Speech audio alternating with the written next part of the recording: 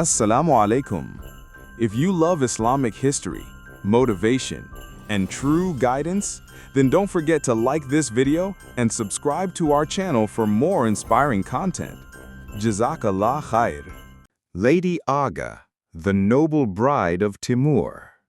History records that Timur's bride was a woman of extraordinary beauty, with the radiance of a crescent moon and the grace of a garden cypress. At the time of his marriage, Timur was likely around 15 years old, as he was still permitted to accompany his father on hunting expeditions. After their union, she came to be known as Khatoon Agha, meaning Lady Al-Jai, wife of the Lord.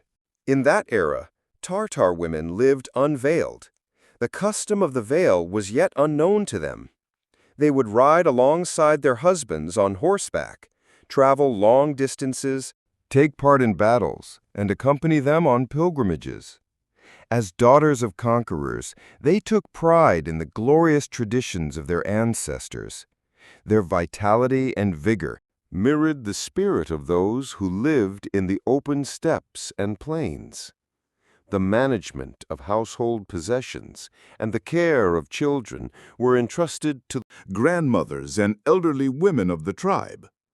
These elder women would engage in tasks ranging from milking camels to sewing leather socks.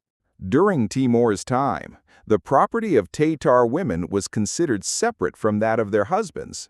This wealth included gifts from their parents at the time of marriage, as well as offerings from their husbands afterward. The wives of the noble emirs maintained their own belongings, servants, and retainers. Their quarters in the palaces and their tents during travel remained separate from the men. Unlike their European counterparts, Tatar women did not spend their days embroidering on wooden frames or weaving rugs in workshops.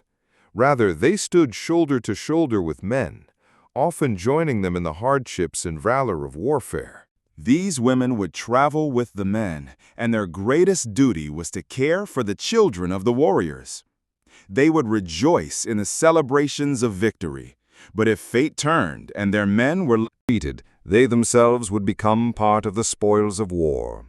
Princess Al-Jai, from the northern frontier where her homeland lay, arrived in Samarkand, accompanied by a few relatives and slaves. She came to the residence of her grandfather, Karanshan. It was here for the first time that she laid eyes upon the man who was to become her husband, a lean young warrior with a beard upon his chin, known as Timur. He had just returned from a military campaign for the purpose of marriage. Upon seeing Al-Jai's face, the physiognomists declared, "Your fate is written upon your beauty. Even if you wish to change it, you never will." For Amir Timur and his court, this wedding meant lavish feasts, royal processions, and grand displays of wealth. But for the daughter of the Jalayir tribe, this day marked the beginning of her destiny. In accordance with tradition, the nikah, marriage contract, was solemnized in the absence of the bride. The names of the witnesses were recorded, and the formal vows of acceptance were pronounced. The bride, too, made her own preparations, but of a different kind. She bathed herself in rose water. Her long black hair was first oiled with sesame oil, then washed with warm milk until it softened and gleamed like threads of silk. Over her delicate form was placed a sleeveless red robe, embroidered with golden floral designs. Over this, she wore a long gown with silver embroidery woven heavily along the edges. The train of this gown was held aloft by her handmaidens. Her graceful shoulders were crowned with cascades of dark curls, with locks elegantly falling near her ears. To enhance her forehead's beauty, a golden brocade headdress was set upon her head. From its canopy descended clusters of silk flowers and plumes, casting shadows over her face and tresses in delicate grandeur. Thus adorned, Al-Jai stepped upon the carpets and walked gracefully into the chamber, where the Tatar lords were seated. In that single moment, both her fate and the pages of history took a turn. As she entered, all eyes turned toward her. Later, when she returned in a new set of garments of a different hue, the same gazes once again settled upon her. Fair wheat-colored face had been made even paler and more luminous with a paste of rice flour and white powder. Above and between her eyebrows, a bluish-black line drawn, tinted with the essence of leaves, a traditional herbal cosmetic of the steppe tribes. Meanwhile, the men mixed stronger liquors with lighter wines, quickened the onset of intoxication. Through their midst passed Al-Jai, tall as a cypress, her face solemn, though her heart was anxious. She moved quietly, the embodiment of elegance amidst the revelry of warriors. Emir Kozgan, in a display of generosity, cast handfuls of pearls into the crowd. As soon as his command was heard, the Nakarachis, drummers struck their drums and cymbals, mounted atop horses, resounding through the air. Whether in celebration or in war, the Tartar tradition was to sound the kus and tabl. Then the revered Maulana Zainuddin stepped forward and offered prayers for the bride and groom, invoking blessings upon their union. The time for the distribution of gifts arrived, not for the bride alone, but for every Tatar who had attended the occasion. Emir Kazkan stood up and walked down the rows of warriors, accompanied by slaves bearing robes of honor and trays of ornaments. To some he gave silken garments, to others belts woven with gold thread. Kazkan was no miser. He was the proud heir of an ancient Tatar legacy. He understood well how generosity could bind hearts and earn loyalty. Not far from the gathering, in the shade of tall trees where sunlight filtered gently through the leaves, a few storytellers sat, their eyes lightly glazed with drink, their hearts content. Strumming their two-stringed instruments, they began to narrate tales, already known to their audience. Tales passed down through generations. The listeners appreciated not just the words, but the subtle movements, tones, and expressions of the storytellers. If a phrase was skipped or a line altered, the audience would frown in disapproval. From time to time, the storytellers would pause to gulp down large draughts of wine, feigning delight with loud smacks of their lips, mindful of the customs of the gathering, lest the hosts believe their hospitality had been undervalued. And so, in such gatherings, the evening wore on. As dusk fell, and the day prepared to rest, slaves brought forth torches. Down by the river, Along the riverbanks, lanterns were lit as far as the eye could see.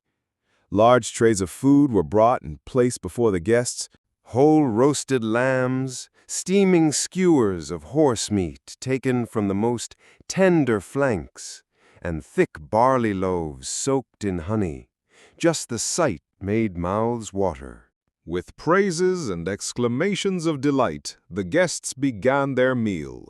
Once more, Al-Jai passed through the rows of noble guests, but this would be the last time she appeared before them. She would not return to their gaze again. Timur then brought forth an Arabian steed, deep green in color, swift-footed, and of the finest bloodline. The horse was adorned with an elegant silk covering that draped over its neck, back, and reached down to its hooves. With his own hands, Timur lifted Al-Jai onto the steed and, holding the reins himself, escorted his bride across the velvet carpets to her ornate bridal tent. There, avoiding the eyes of the guests, Al-Jai's handmaidens awaited, ready to help their lady remove her ceremonial headdress and outer garments. Alongside them were the chests bearing her dowry. As they touched her, they realized her entire body was trembling. Smiling gently, they began to disrobe her. Now she stood with golden shoes upon her feet, a sleeveless robe at her neck, and her face half veiled by long cascading locks. When the young groom, Timur, silently entered the tent, the handmaidens greeted him with reverence. Yet Timur's eyes could rest nowhere but on his bride. Quietly, the attendants slipped out, leaving the two alone. A few of Timur's companions who had accompanied him to pay their respects to the new bride lowered the curtain of the tent and withdrew to their own quarters. That night, Al-Jai lay beside her youthful husband, listening to the rushing waters of the river, the murmurs of people in the distance, and the fading drums and trumpets echoing through the steppe. This was the first true treasure of Timur's youth, the first joy to enter his life. Though Lady Al-Jai did not remain long in this world, as long as she lived, no other woman ever shared Timur's place or affection. There can be no doubt that from his teenage years until the age of 25, Timur found life exceedingly full of joy. The modest white clay palace in Shari Sabz, now a relic of his noble ancestors, still stands as a silent witness to those early golden days. Though long abandoned, the ancestral home in Shari Sabz still stood, a silent remnant of noble lineage. Timur restored a portion of it and adorned it for Al-Jai, shaping its beauty according to his own refined tastes. He spread fine carpets across the floors, hung embroidered wall drapes, and furnished it with ornate silver vessels, all treasures won by his valor and skill in war. The livestock and grazing rights, inherited from his father, had already been entrusted to him. Now, greater responsibilities awaited. Emir Karen appointed Timur as Mingbashi, commander of 1,000 horsemen, a rank equivalent to a modern-day colonel of a full regiment. Timur took great pride in his 1,000 riders. He treated them generously, shared his meals with them, and never sat to eat unless 5 or 10 of them were seated by his side. The names of these warriors were always kept with him, stitched into a scroll he wore around his waist. Khazgan, a seasoned judge of warriors, recognized potential in the young commander. He granted Timur and his 1,000 horsemen the privilege to serve as the vanguard, the forward guard of his great army. Whenever Timur set out on a campaign, it was his habit to break away from the army a day early and ride ahead under the light of the moon. Across the sandy roads of Samarkand, amidst clouds of glowing dust, he would arrive at Al-Jai's tent, seeking her warmth before the call of duty. Upon his arrival, his first request was always the same, that his noble companions, still riding behind, be fed and cared for. Al-Jai, ever devoted, would prepare the feast. In the verdant gardens of Shari Sabz, Timur would enjoy the evening, surrounded by loyal friends, fragrant breezes, and gracious hospitality. When Al-Jai bore him a son, Timur named him Jahangir. A grand celebration was held, sponsored by Emir Khazgan and attended by the emirs of the court. All those who had been invited arrived on horseback, bearing gifts and blessings for Timur. Yet one absence was noted. Timur's uncle, Haji Barlas, and Bayazid, the chief of Al-Jai's own Jala'ir tribe, did not attend. Still, the guests who gathered that day whispered among themselves, "Timur is, in truth, the heir of the great Gur Khan." In the mountains where wild tribal clans dwelt, those who had long pledged loyalty to Al-Jai's ancestors, poets began composing songs in praise of Timur and his noble consort. These ballads echoed through the valleys, proclaiming the birth of a new legacy.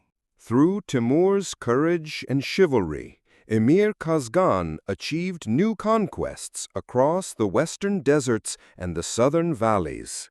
In time, Even the king of Herat, Malik Muezzuddin Hussein, was captured and brought as a prisoner to the royal camp at Salisarai. It is no exaggeration to say that Amir Kazgan greatly benefited from the selfless service of the young Barlas warrior Timur.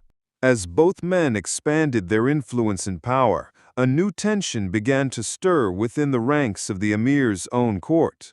The nobles of the court approached Kazgan with a bold demand that the captive king of Herat be put to death and all his wealth be seized and divided among them. But Kazgan had already given his word to Malik Hussein that no harm would befall him. Malik Hussein was immensely wealthy and the long-standing adversary of these nobles, which made them all the more insistent. Seeing the danger, Kazgan discreetly warned Malik Hussein of the brewing conspiracy. One day, while hunting south of the Amu Darya along the road to Herat, he released him from captivity. Though historical accounts vary, one chronicler writes that at this very moment, Kazgan entrusted Timur with the task of escorting the king of Herat safely back to his realm. In any case, when the final hour came for Kazgan, Timur was not by his side. Emir Kazgan had gone hunting near the southern banks of the Amu Darya. His retinue was small, and they were neither well-armed nor prepared for conflict. Two rival commanders, long harboring enmity, seized the opportunity. They launched a sudden attack and showered the emir with arrows, slaying him in cold blood. As soon as news of Kazgan's death reached Timur, he hurried to the site without delay. He personally ensured that the emir's body was transported across the river and took part in the burial at the desert plains of Salih Sarai. He cared nothing for the protection of his own wealth. Instead, he mounted his horse, crossed the mighty Amu Darya, and joined those chieftains who were relentlessly pursuing the murderers of the emir through the treacherous mountains. In the ancient Tatar traditions, there is a powerful saying, "No man should live under the same sky that shelters the killer of his loved one." The two chieftains who had slain Kazgan did not survive for long. From the heights of the mountains to the depths of the valleys, the murderers fled, changing horses from village to village in fear of the pursuers. But the Tatars never rested until vengeance was fulfilled. With sharp instincts and unyielding resolve, they closed every escape route. Finally, in the upper reaches of the mountains, they cornered the murderers. Swords flashed for a brief moment, and then silence. Justice had been done. Having accomplished his mission, Timur returned swiftly to Shahre-Sabz. But upon his arrival, he found that the situation had drastically changed. In Central Asia, when a ruler died, his son could only inherit the throne under two conditions. First, the father must have left behind a strong and stable kingdom. Second, the son himself must be capable enough to hold power. If either of these conditions failed, the throne would be contested. A powerful council of tribal leaders would be assembled, and they would select a new ruler by mutual consent. This was the best-case scenario. But more often, chaos erupted. Battles for the throne would rage, and in the end, only the strongest warrior would seize the crown. Among the nomadic Tatars, a saying echoed through the steppes. He who can grip a sword can also hold the staff of kingship. Abdullah, the son of Kazgan, tried briefly to claim his father's place in Samarkand. But the weight of leadership frightened him more than death. He abandoned his claim and fled, valuing his life above the crown. And so, in this power vacuum, two prominent leaders stepped in, Haji Barlas and Bayazid, chief of the Jalayir tribe. Together, they entered Samarkand to reshape the future. Haji Barlas and Bayazid of the Jalayir tribe entered Samarkand and claimed leadership over the Tatars. At the same time, the other nobles who had once served under Kazgan scattered, each returning to their respective cities. Under their own banners, they began raising armies. The goal was clear: to defend their own lands and, when possible, plunder those of others. This was one of the greatest weaknesses of the Tatars, their inability to unite. Tribe fought tribe, chieftain battled chieftain, each one seeking dominance over the other. Had even one leader emerged with the power to unite them under a single banner, the entire Tatar nation might have willingly accepted his rule. But Kazgan's descendants were nothing like him, and neither Haji Barlas nor Bayezid Jalayir possessed the charisma or strength to command the loyalty of such a restless and warlike people. While these storms of chaos raged across the region, a personal tragedy struck Timur. His father, Taragai, passed away in the very Sufi monastery where he had withdrawn in solitude. Most of the Barlas clansmen had already marched to Samarkand with Haji Barlas. Timur now remained alone in Shar-e-Sabz, with barely 1,000 soldiers at his side, a young man surrounded by threats, yet still standing firm.